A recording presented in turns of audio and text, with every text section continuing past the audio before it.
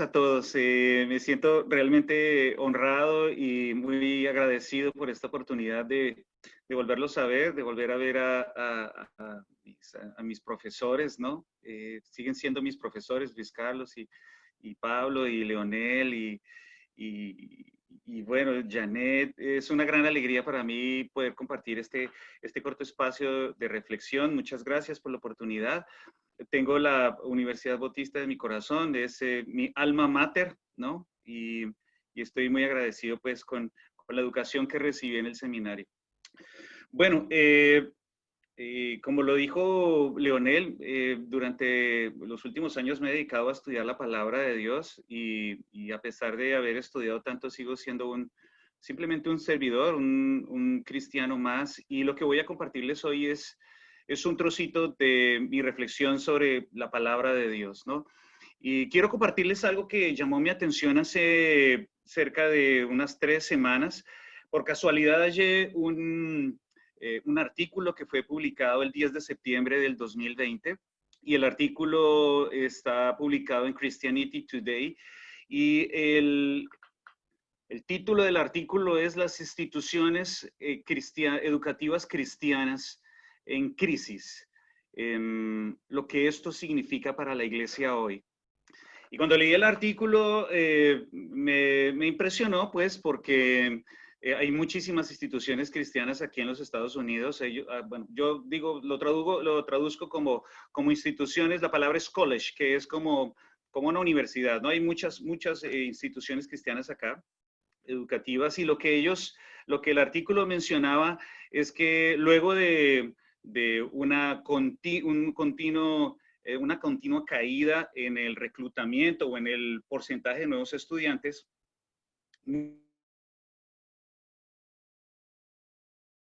muchas posiciones de muchos profesores han quedado sin trabajo.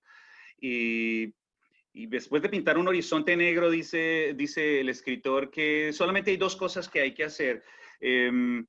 Número 1, la necesidad de creer en la institución. Y número 2, la necesidad de una respuesta cristiana a la cultura de hoy día, que parece ser que está absorbiendo la teología cristiana. Pero eso no es lo más interesante. Lo más interesante es que la misma publicación, Christianity Today, publicó en el 31 de agosto de 1962 el siguiente editorial: La crisis de las instituciones educativas en la iglesia.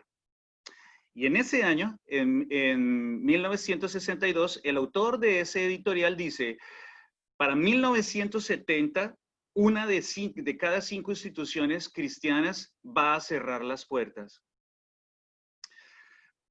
Ya sea en la educación, ya sea en nuestros trabajos, ya sea en nuestras familias, ya sea en nuestra vida personal, ya sea en nuestra relación con Dios, siempre vamos a enfrentar una tensión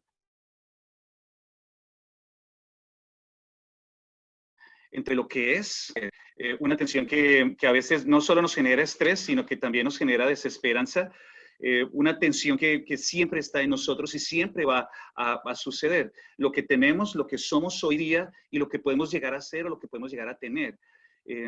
A veces, como hoy día sucede en muchas instituciones, y imagínense, después de semejante editorial, uno podría pensar que el futuro de la educación cristiana, de la educación teológica, está fulminado, está acabado, ya esto va en decadencia y vamos a cerrar pronto.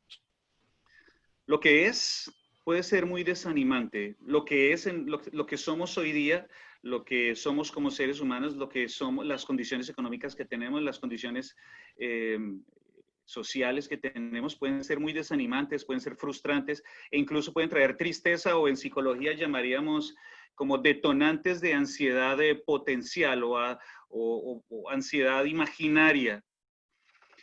¿Qué pasará? Bueno, realmente no podemos escapar de esa tensión entre lo que es, lo que somos hoy día, lo que tenemos hoy día y lo que puede ser hacia el futuro. Les invito a que juntos leamos, si tienen su Biblia en su mano, yo puedo leer para ustedes un pasaje que me llamó mucho la atención, que está en Juan capítulo 9, es un pasaje muy conocido. Y este capítulo es una narrativa que por lo menos se extiende hasta el versículo 41 de todo el capítulo 9. Algunos se extienden un poco más, incluyendo las palabras de Jesús en el capítulo 10 en este discurso. Pero en este capítulo particularmente hay un punto visceral, hay un punto neurálgico que para mí es fundamental, porque si eso no sucede, el resto del capítulo no se da. Alguien tiene que lidiar con una tensión, con la tensión entre lo que es y lo que puede ser. Y voy a leer para ustedes, mis hermanos y hermanas, en el capítulo número 9, los versículos 1 al 12. Dice la palabra de Dios: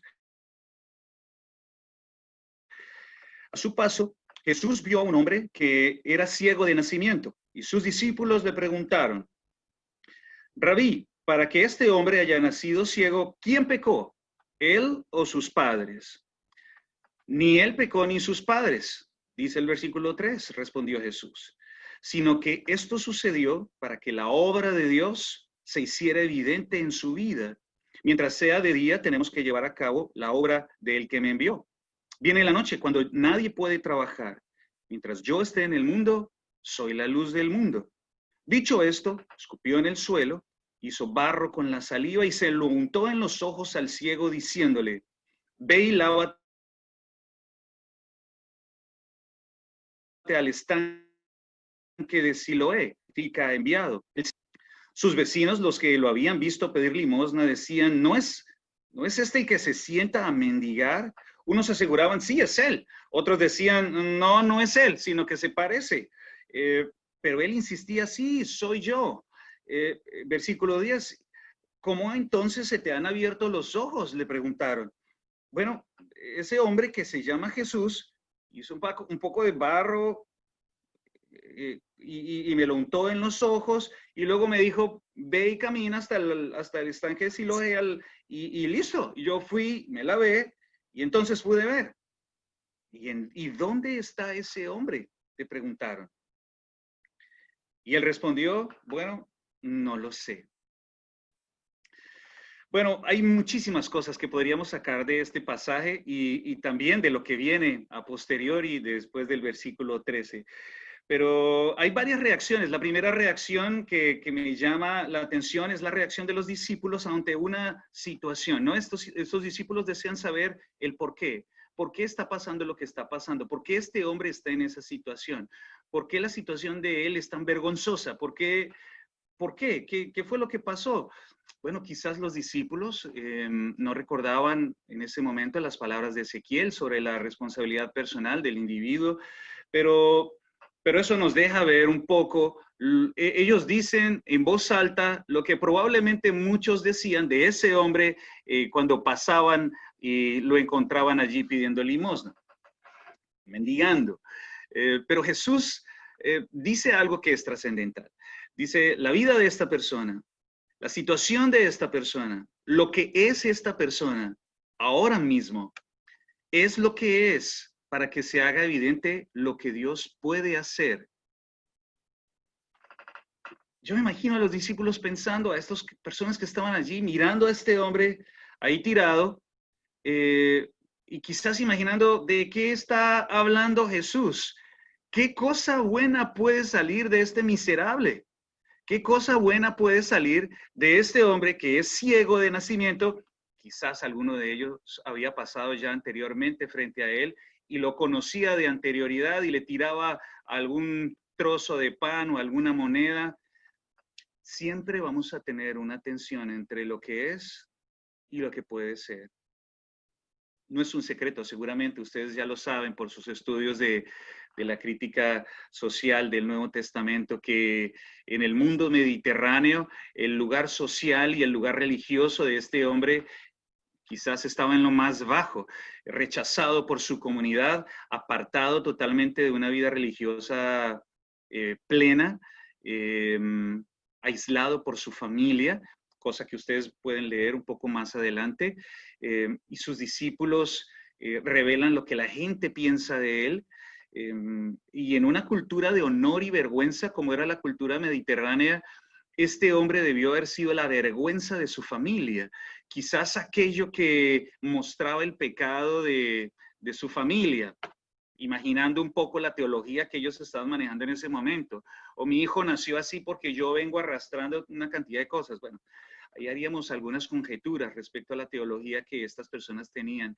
Pero este hombre era una vergüenza y además era pobre y además pedía misericordia, además estaba tirado todo el día en la calle sin esperanza, sin familia, sin nada, imagínense. Entonces los discípulos ven a este hombre y dicen, pero ¿qué cosa buena puede hacer Dios acá?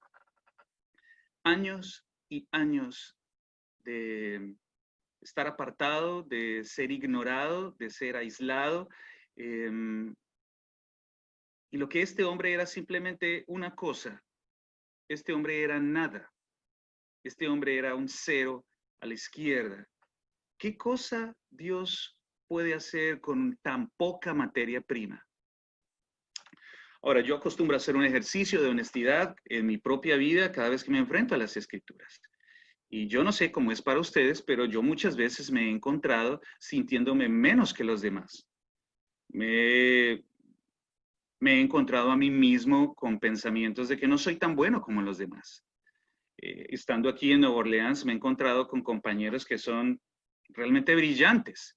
Y les confieso que muchas veces me he sentido estúpido, porque a veces me trabo hablando inglés y llevo 6 años aquí pedaleando y pedaleando, pero siempre me siento como atrás de ellos. Me siento como Nairo Quintana en el Tour, me caigo, me vuelvo a parar y me vuelvo a levantar y quedo raspado y sigo pedaleando y dándole y dando. Y digo, bueno, yo, hay tan poca cosa, ¿no? Hay días de días, no sé si se identifican conmigo. Quizás alguien podría pensar, yo no tengo talento, no tengo buen genio, no tengo dinero, no tengo oportunidades, mis condiciones son bastante bajas. ¿Qué podría hacer Dios conmigo? Bueno, algo que me impresiona de esta escritura es que Dios puede hacer muchas cosas con la nada. Dios puede hacer muchas cosas y puede restituir la vida de cualquier persona y la puede hacer florecer de la nada, porque la materia prima no es determinante para el creador. Dios puede hacer lo que se le antoje, porque Él es precisamente el Todopoderoso. Y algo que me llama mucho la atención acá también es que el ciego sabía qué era. El ciego sabía que no era nada. El ciego sabía que era ignorado. Y esto me lleva a una primera reflexión, y es que no importa lo que tú seas, Dios sabe lo que puedes ser. Aquellas personas en el año 62 que dijeron que las instituciones, una de 5 instituciones iban a ser cerradas, quizás pasaron por alto de que Dios no tenía ese plan. Y quizás hoy día alguien podría decir, nuestra institución se va a cerrar porque no tenemos suficientes estudiantes. Esa situación la están viviendo varios seminarios acá en tiempo real. Pero no importa lo que seamos o lo que pasemos hoy día, lo que importa es lo que Dios puede hacer. Eso es lo importante. Ahora, miren esto. Permítanme leer para ustedes un trozo acá. Dice, dicho esto, escupió en el suelo, hizo barro con la saliva y se lo untó en los ojos al ciego, diciéndole, ve y lávate al estanque de Siloé, que significa enviado. El ciego fue, se lavó y al volver veía. Miren, un extraño se acerca, escupe en el suelo, hace una mezcla de babas con barro y se la pone en los ojos a este hombre. Y le dice, empieza a caminar de aquí para abajo. No sabemos exactamente en qué punto de Jerusalén estaba este ciego. Lo cierto es que les puedo decir con certeza que el estanque de Siloé está ubicado hacia el sur de la ciudad. Desde cualquier punto de la ciudad, este hombre tuvo que caminar hasta la parte sur. Y al ir hasta la parte sur a tientas, caminando y caminando y caminando, no sabemos cuánto tiempo, pero él tuvo que luchar en sí mismo, consigo mismo, sobre la idea de lo que otras personas iban a pensar. Con barro en los ojos, tanteando, yo me imagino la tensión. ¿Qué van a pensar estas personas de mí? Además de ciego tonto, además de ciego bobo, le cree a cualquier persona cualquier cosa que le dicen. Y el hombre tiene que luchar con esto, pero él sabía que nadie se había interesado por él, que nadie lo había tocado quizás, sino hasta ese momento, y ese alguien le da una esperanza. Lo único que tienes que hacer es mantenerte caminando. Camina. Y camina no a cualquier lugar, tienes que caminar hasta el enviado, que es lo que significa Siloé. Ahí hay una connotación bastante interesante. Camina hasta el enviado si quieres recobrar tu visión. Miren, no importa lo que nosotros seamos, no importa la materia prima, no depende de nosotros, no depende de nuestros talentos, no depende de nuestras capacidades, no depende de nuestras habilidades, depende de lo que Dios quiera hacer con nosotros, depende de lo que Dios quiera hacer contigo. ¿Qué es? Quizás no es lo que ha hecho con otros, quizás la obra que va a hacer contigo es completamente única y maravillosa, de eso no me cabe la menor duda. La obediencia, mis hermanos, la fidelidad y el mantenerse perseverantes es un requisito eh, muy importante. Y es lo que noto en este hombre. Este hombre empieza a caminar y a caminar y a caminar y a caminar y a caminar y a caminar y a caminar. Y cuando llega, hace exactamente lo que se le dijo. No se lavó en otro pozo, no se lavó en el de las ovejas, no se lavó en absolutamente ningún otro lugar. Como si ustedes recuerdan, Naamán por allá en Reyes tenía la idea, no, mejor me voy para La Habana y el Farfar, que está más cerca de mi casa. Este Jordán es lo peor. Él dice, no, me dijo que fuera al enviado, voy a ir al enviado. Y fue hasta allá. Y, mi segunda reflexión acá, lo que me llama también la atención es que no importa lo que sea, hay que obedecer y mantenerse caminando.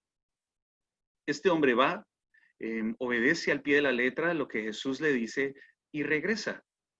Lo que me hace pensar que él reconoció quién lo había traído hasta donde lo había traído. A veces uno puede perder de vista que lo que es no es el resultado del propio esfuerzo, sino de lo que Dios ha hecho con uno. Cuando alguien ha estudiado mucho, cuando alguien ha viajado mucho, cuando alguien ha tenido mucho éxito en su ministerio o en su trabajo, podría pensar que es fruto de su esfuerzo, de su trabajo, de su inteligencia, de sus habilidades. Este ciego no hizo eso. Este ciego lo que hizo fue volver a aquel al que le dio la vista y reconocer quién era. Ya ustedes pueden leer la narrativa que hay a partir del versículo 13 y la fuerza y la vehemencia con la que este hombre se mantiene firme en reconocer quién fue el que lo sanó y en confrontar a aquellos que nunca creyeron en él. La vida de este hombre no fue el único milagro y con esto quiero concluir. Este hombre recuperó todo. De la nada, recuperó su vida, recuperó su salud, recuperó su posición social, volvió a ser persona. De ser completamente ignorado, olvidado, Dios lo puso en un lugar que no tenía antes. El hombre vio por primera vez a sus padres en el versículo número 19 y 20. Jamás había visto el rostro de su madre y de su padre. Jamás había visto la luz, jamás había visto los árboles. Y lo único que puede decir es, este hombre fue el que me sanó. Yo no llegué aquí por mis propios medios. Dios me sanó y me sanó porque así lo quiso. Yo lo único que hice fue obedecer. Y digo que no fue el único milagro porque Dios usó a este hombre para revelar el corazón de otras personas. Reveló el corazón de los fariseos, reveló el corazón obtuso de aquellos que si no se hace como ellos piensan, si no se ajusta al marco teológico, está mal. Dios usó a este hombre miserable, rechazado, para romper todos esos paradigmas y traer luz a la vida de muchas personas. Este hombre rechazado por los hombres, pero honrado por Jesús nuestro Señor, e hizo lo que nosotros esperamos hacer un día, postrarnos a los pies del Rey de Reyes y adorarlo. Esa fue la oportunidad que un don nadie tuvo, simplemente porque escuchó y obedeció. Y es a eso a lo que los quiero invitar hoy, a que escuchen, a que obedezcan y a que se mantengan fieles. Porque solamente eso es lo que Dios demanda para lidiar con nuestra tensión entre lo que es y lo que puede ser. Gracias por su atención, mis hermanos y hermanas. Espero que esta corta reflexión les ayude en su caminar y en su caminar con Dios y en su vida durante estos días de no solo de pandemia, sino de incertidumbre. ¿Quién sabe? ¿Quién sabe lo que Dios va a hacer con cada uno de nosotros y con nuestras instituciones? Muchas gracias. Profesor Fabio, no, a usted gracias por ese mensaje, por esa